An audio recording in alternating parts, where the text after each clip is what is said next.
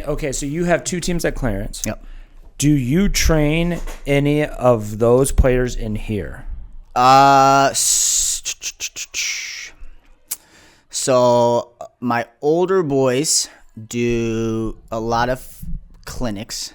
Okay. Like those pickup clinics or shooting clinics a lot of the time. Okay. During the summer, I'll have them a little bit more during the private. They'll do once a week or maybe twice a week. Some of them, not all of them, right? And it's not like I rarely promote it to my teams that they like. It's not like I'm not like that. Yeah, because when back home, back in Michigan, when I would do this, and when I would have it on the side, but I was still coaching teams. The players that didn't come. How do I word this? The players that didn't come. Well, let's talk about the players that did. The players that did do the extra training, they got better quicker, and they kind of like separated themselves. Why? I have no idea. And these 5 went on to be way better players and actually ended up going to a better club, an ECNL club. I got attacked for having favorites because they came to my private training in addition to our club training. And I'm like, sure, you can look at it that way, but they also got a lot better.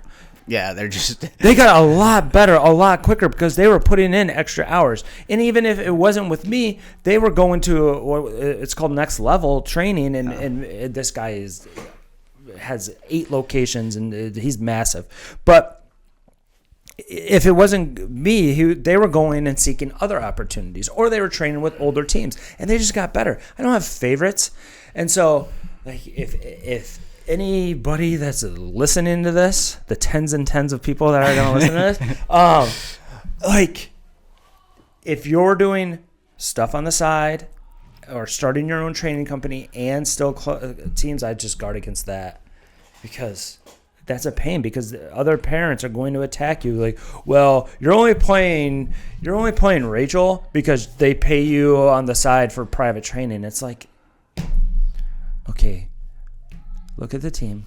How good is Rachel?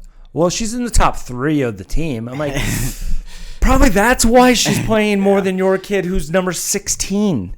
But that's and again, that's where, like I said, the parents on my travel team for all 4 teams that I've had have been fantastic. Yeah. Like I know you hear parents here and there on certain teams that are like rough, but it's like I can't say that I've had that. I had no problem. Yeah. And like again, and it's tough. The U16 and all that, it's tougher because some parents, like some people, just are getting less playing time. And you didn't come to watch another kid play, and you want your kid to play, and you want your kid to have fun and all of that. But like I've been so fortunate. And again, like I've been super upfront with every player. Like, and the biggest thing I'll promote before even coming to me, if you want extra, the club does a great thing. Like, reach out to the older team, reach out to another team, or do that. Yep. Do those first. Do it where you can maximize it for free. Yep. Always do that. Right? You're already paying whatever the club dues, which to be fair for Clarence is super cheap for what they receive. Yes. Their Clarence offers such a good that. So they offer that. Maximize it what you get from Clarence. All right. If you don't even personally, you could probably train almost every day and not be a dual card player. And I'm sure that's probably the same case with Amherst, Kenmore, all those town teams. If you really just, you don't have the money to go play ECNL and stuff like that. Yeah. If you could, I'm sure you can ask your town team, be like, hey, do you mind if I train with this coach? And do you mind if I do that? Like, I'm sure the coaches won't have a problem with it. Yep. And especially, I 100% bet during the summer months, they would welcome it. Yeah. Because the worst thing is rolling up to the field with 11 players on a full soccer field and being like, well, we're very limited to what we could do. Right. Like at that point, your lowest number you want is probably like 15 for a training session, honestly. Yeah. Like, you can do other stuff, and I've run training sessions full hour with 4 players. I'm like, let's do a lot of technical stuff. We'll maximize it. We'll last the last 15 minutes on some fun shooting stuff, but like, let's, put in the work on what we get. Right. That's why I rarely cancel my practices, even if I have like 4 players.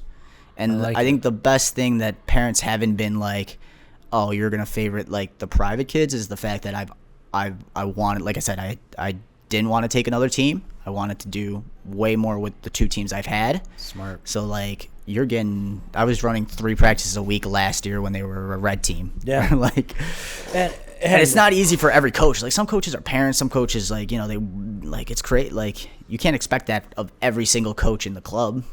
I knew a coach that was doing stuff on the side and had 2 or 3 teams and did invite only off of the 3 teams and did invite only sessions. That caused real problems. Yeah. I hate soccer.